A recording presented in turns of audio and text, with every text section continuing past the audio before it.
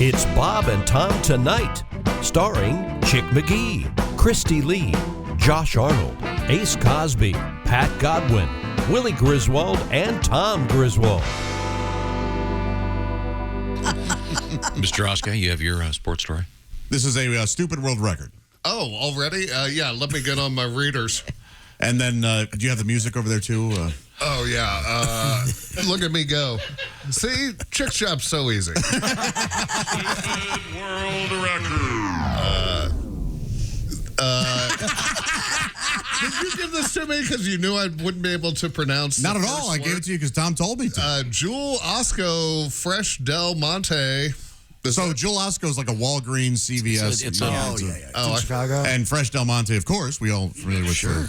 Attempt to break record for world's largest. Are you reading the heading? Are you reading? That's the headline. Drop down to the text of the article. You're like the kid in class that reads the chapter name first? Gosh. Chapter 2. Boy, Sons you of live. bitches. It all looks so easy from the outside, An doesn't it? Illinois supermarket chain teamed up with Del Monte to break. No, not where I'm from, Tom. Del Monte? Really? Yeah. Spanish for of the Monte. Yes. To break a Guinness World Record, they said it successfully broke the record for the largest fruit display with a 77,000-pound banana display at its location. So you're thinking what I was thinking? That guy wearing the short shorts in the tennis court. Do not want to see that hanging fruit. That's boy, there's a lot of fruit on display there. Testicles. But I don't care, let it all hang out. Wow. You've seen that guy, Christy. Oh, yeah. Bends over and then the yeah. huge sack. Okay, sorry. Okay. The chain said over 200,000 bananas used for the successful attempt would be handed out for free and donated to food banks. How I are was they going to going say, to... aren't we in a banana shortage or the... No, but I not yet. Aren't they all going to be rotten before they get them distributed? Exactly. They're going to have to cover Illinois with free bananas. Yeah, wait 3 Yikes. days and they'll have the world record for Most largest brown. amount of bees. the largest banana bread ever Yes, baked. there you go. In the meantime, I should once again update everybody. Chick's doing fine. He had unexpectedly gallbladder issues and had his gallbladder removed yesterday evening. And I heard that the doctor that's done this has done this surgery almost 5,000 times. So this fellow knows what's going on. Mm-hmm. Did a good job, and I guess Chick's gallbladder was rather large and had a lot of stones in it, and apparently the doctor said that it had not been functioning properly for years. So glad he got rid of that. Yes. Should be back on Monday, theoretically. We love you, Chicky. 5,000. 5,000. Think about that. 5,000 what? Successful times? 5,000. Well, they didn't go into the details. Yeah, you're right. Well, 5,000 after you're just going through the motions after a Right. certain Probably point, do it you know? Your blindfold. sleep. You could have done it drunk. Yeah. None of these things are true. He probably was drunk. Physician. Let's No. just Get move out of bed in forward the here. morning. Christy Lee, what have we missed over there? There have been multiple zebra sightings in Santa Barbara, California. Mr. Marco Chavez said he unexpectedly... Marco! Chavez! unexpectedly encountered the animal on a recent bike ride on West Camino Cielo. He told Newshawk that while cars on the road had stopped... Wait a minute, there's a news hawk? Noozhawk. Newshawk. News hawk. That while cars on the road had stopped, they were protected by their vehicles. Chavez said, as soon as I rolled up, though, the zebra saw me and started running at me. Whoa. The 48-year-old said as he pedaled away, the zebra slipped and fell, allowing him to make his escape. Ah, dumb zebra. Poor zebra. Stupid zebra. According to Newshawk, there have been numerous zebra sightings in recent weeks. Several local residents have said the zebra is named Maynard and lives at a local ranch. Well, that's good stuff, Maynard. Well, why don't Maynard's, What are the odds? those folks go grab and bring him back home? Well, I know what the problem is What's here. the problem? The zebra is loose. It was owned by Ray Liotta. No, hang on a second. Did you have the intro to the What Were You Thinking segment? I don't even get Josh. It's time now for What Were You Thinking, Josh? Yes. Yeah, Jeff, you had a question? I don't get it. I don't get it either. Well, the man passed away, and so, of course, the zebra free to do whatever it wants. Why would Ray Ray Liotta have a zebra? zebra? He's famous for mafia movies. Well, the muff. Rich and famous. Wow, Yeah, there's nothing there, man. Wild animal. I got to tell you that In Santa Barbara. After many home runs today, that is not just a swing and a miss. That's a rare misstep for you. They I all- guess. yeah, that both of you feel disqualifies the team. That was interesting to me. No one liked it. I loved it. No. I say keep It it, made up. I no like all of sense. this. Well, did you love it because it failed? Yes. Or did you appreciate Schadenfreude. the I fact? like the tragedy behind it. The man's recently dead. Right. There's a legitimate zebra on the loose right now. That's Why satisfying. would he have owned a zebra? Why would he have owned a zebra? Let's just go along with it. Does he live in Santa Barbara? Well, he lives in Santa Barbara. Did he? I don't know, but it seems like something a celebrity would. I mean, Oprah lives there. I know that. well, that doesn't matter. And What I'm doesn't- saying. who- Well, no, that actually and who's proved that? my point. Who's the super rich prince trying to save the world now? You see? Harry. Many- Prince Harry lives in Santa Barbara. Many He's famous he's people roughing it in with some money $10 billion lives in mansion. Santa Barbara. I'm just saying So this guy's on his bicycle. He's Right. attacked by a zebra. that once belonged to Ray Liotta. Yeah, I got a riddle for you. You know what's black and white and red all over? What? A guy who's been squashed by a zebra who's bleeding to death. So that's not funny either. Wow, that wasn't clunky or.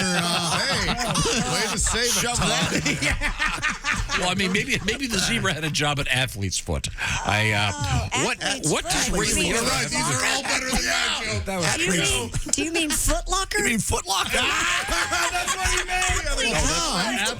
Why would a zebra work at Athlete's Foot? Sorry, Weirdo. is that store called? No, it's Foot Locker. It's not called Athlete's Foot. There was a store or is a store called Athlete's Foot. I don't know if really? it's still He around. thought it was But- named Wow, after sorry. a disease. The Foot Locker is the one they wear. They wear the referee shirts. I don't Yeah. buy Where'd you get shoes. your gloves? Hand and mouth disease? No. An Athlete's Foot was a store. Was it? Oh, really? Yes. I- It was a shoe store. That's Yes. what I thought. Yeah. I don't remember So that. where do the folks wear the zebra Foot, shirts? at Foot Locker. Sorry, never been. I only know that Sure, it's because a Ray nice store, Liotta right? used to shop at Athlete's. He doesn't anymore. The man's dead. You're a funny guy, John. There he is on the big screen. We can see him. He is comedian Brian Dunkleman, who is. Hey, Brian. It's good to see you again. And you're the subject of a documentary. Tell me more. Oh, it's all about Dunkleman. Yeah, baby. Check your Chinese calendars. I'm pretty sure it's the year of the dunk. It's so great to talk to you guys again. It's been so long. Yes. Now, is the? I haven't seen it yet. Is it currently being broadcast, and where? It is available on Amazon Prime Video right now. And if you wanted to know a little bit about me, you're going to know more than you ever wanted to. It's basically my life story. And yeah, people are enjoying it. Good. Great. Now, I could remember you. Did you go to high school in Ellicottville, New York? Am I getting this right? I born and bred in Ellicottville, New York. Going back there, I'm going back there in July. I got a big gig headlining my mother's memorial, so I'm getting ready for that. Okay. You know, I It's tried to get nothing to booked be- at that. Hey, you know, that is how hard it is to get stage time post-pandemic in LA. I'm doing at least 30 or 40 minutes. Who's going to give me the light? I'm still a star there. Mom would want me to go over my time, is what I'm I saying. remember Ellicottville, New York, because there's a nice little ski resort there.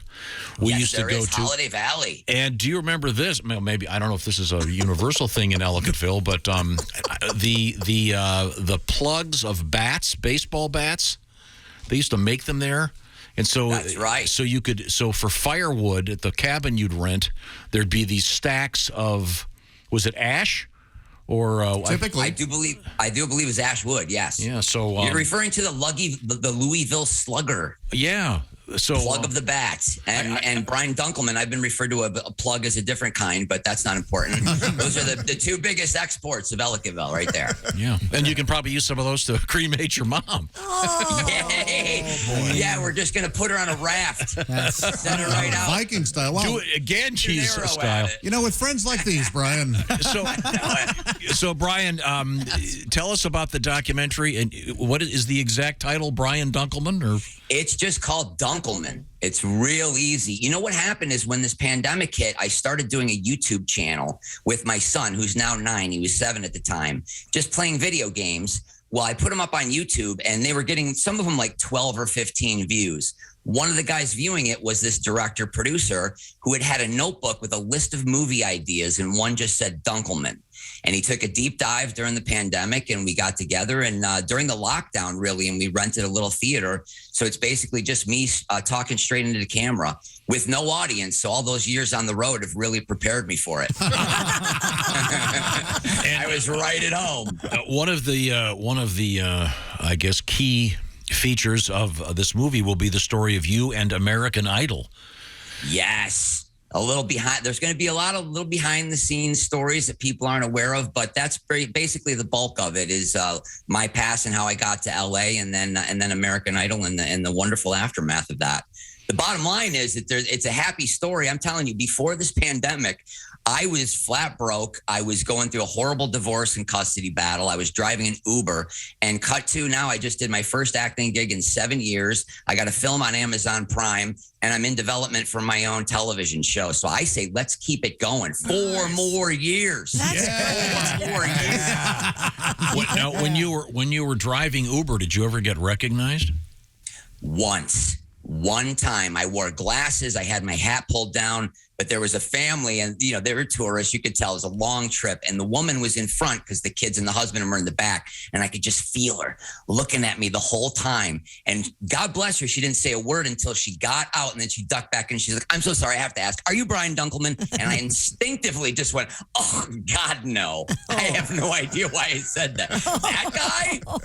I could have given a more realistic answer like, who is that? I have no idea who you're talking about, but that was the one time. Oh, did you enjoy doing that? Did you have fun? I did not hate it. I'm not going to lie to you. Just waking up in my own bed every night, and I made some good money, and it was all right. I always know there's something to fall back on. Did you talk to people? I did. I had a lot of amazing conversations with people, some that had gone through similar experiences with me, going through a divorce. And I really bonded with people. Of course, I was like, don't speak unless spoken to. That's the kind of driver I was, because that's the kind of driver I want. Yeah. Right. But no, it was really just being able to do it whenever you want. And I'd have my golf clubs in the trunk. If I wanted to take a break, I'd go to a driving range, hit some balls. So it worked out. Yeah, I couldn't be a good Uber driver. Oh, first God, of all. no. I wouldn't know. I wouldn't know how to get anywhere, and someone would get in the car and I'd go, sir, you looked in the mirror and said, this is what I'm going to wear today? Yeah. That beard, are you serious? Yeah. Stuff like that. I'd be terrible. Critique everyone. Yeah, I'd be awful. I'd be a terrible driver. I'd be a terrible waiter. Our guest is the comedian Brian Dunkleman, and the new feature is called Dunkleman on Amazon Prime. And find out the backstory of American Idol. Can we just do a little bit of the story? How did you get the gig in the first place? And Mr. Seacrest, did you guys audition together? What was the story there? You know what? They had seen apparently about 3,000 people for this job. And then I had a development deal for my own sitcom at that time. And it was 2000. I had always joked, I'll get a deal for my own sitcom and then the world will come to an end. I got my deal September 7th. 2001. And then 4 days later, it's like the world really did end. But we pitched and, the pitches went well, but they didn't buy, a third of what they usually did. But somebody remembered me and asked me to come in, and I auditioned, and then we tested, and then they put me with Seacrest. And literally the next day we were working. We were on our way. Yeah. Wow. And then the fun really started. Without giving away the question that everyone wants to know, let me ask you this. Have you been in touch with any of the people that were on the show, either as a production person or a host or a winner? When I went back, they invited me back for the Fox finale. They tricked me. I thought the show was over. It was the fake finale. Ooh. Of course, they went on to ABC. They're going to go another 20 years. Great.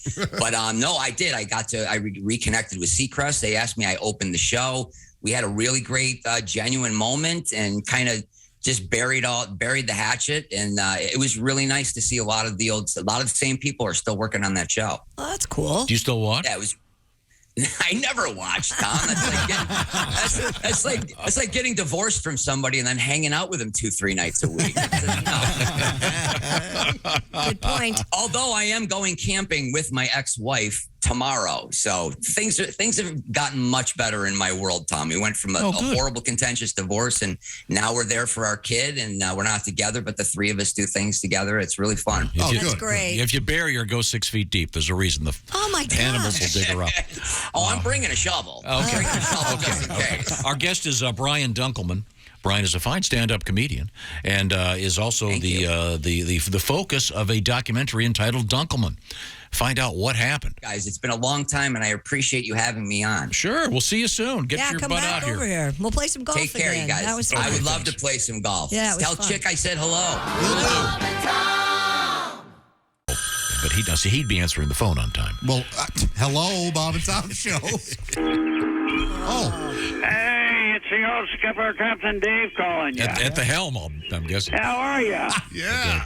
I'm calling to remind you that since it's June now, we've gone to our summer outfits aboard the Chum Dumpster. Oh, nice. What are you wearing? Yeah, so consider yourself warned, okay? Look, it gets hot out here with the sun glinting off the water like a two-bit whore flashing a gold tooth at a prospective customer. Wow. So the crew likes to peel down a little. But, of course, some uptight passengers get squeamish when they climb aboard and see the scuzzy, bony, scab-riddled crew members. Yeah, the boys like wearing Daisy Duke shorts and man thongs, fishnet bodysuits and crop tops with assless chaps. You know what I'm talking about, Josh. The way you dress. yeah. And if you're like me, nothing cools you down quicker than wearing crotchless culottes. Yeah, I'll bet. Yeah, I wear them each summer up until Labor Day, and that's when I switch to my crotchless corduroys. Oh, nice. That way they don't chafe. Hey, we dress for comfort, not style here on the Chum Dumpster. Yes, that does mean there's a lots of exposed, pasty, scaly skin. You can even tell which of the crew members has scurvy, scabies, or rickets.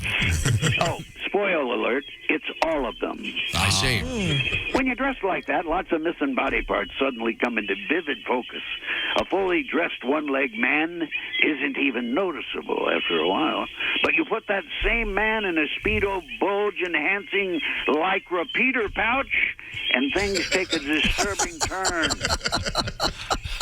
We've got more moose knuckles than a Bullwinkle look-alike contest.